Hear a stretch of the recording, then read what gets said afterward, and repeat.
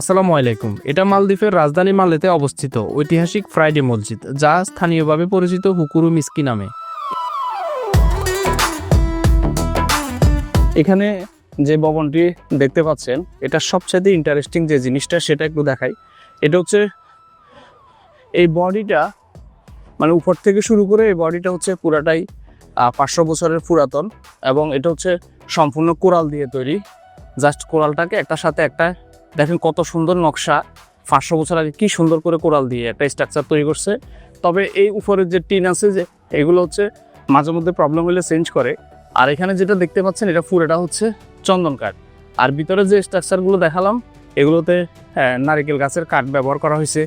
আরও একটা কাঠ ব্যবহার করা হয়েছে, এই মতো আমার এটা মনে নাই। তো তখনকার সময়ে এদিকে দেখতে পাচ্ছেন যেটা, এখানে মানে খালি গলায় আজান দিত। এখন তো ইলেকট্রনিক ডিভাইস চলে আসছে। তখন এখানে দাঁড়িয়ে আজান দিত প্রত্যেক শুক্রবার। অনেকটা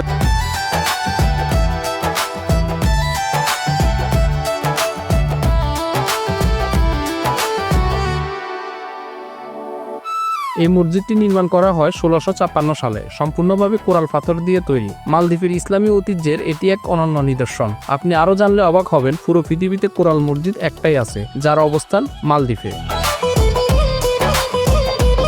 মসজিদের দেওয়ালে খোদাই করা কোরআনের আয়াত ও নকশাগুলো আজও ইতিহাসের সাক্ষী বহন করে। হুকুরু মিস্কি শুধু একটি উপাসনালয় নয়, এটি মালদ্বীপের সংস্কৃতি ও বিশ্বাসের প্রতীক। মসজিদের পাশেই রয়েছে প্রাচীন কবরস্থান, যেখানে খোদাই করা পাথরের কবরগুলো শত শত বছরের পুরনো।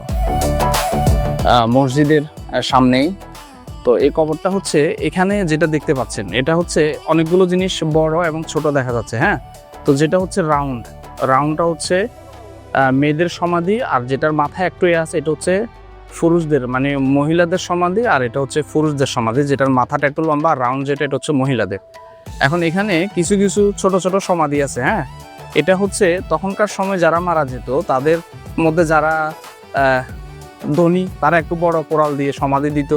যারা গরিব, তাদেরগুলো একটু ছোট ছিল। আর ইন্টারেস্টিং হচ্ছে মাঝখানে যে গ্রেপটা কবরটা দেখতে পাচ্ছেন, এটা হচ্ছে এখানকার সুলতানের কবর। হ্যাঁ, এই সেটা মাঝখানে দেওয়া। এখানে হচ্ছে সমাধি দুইটা।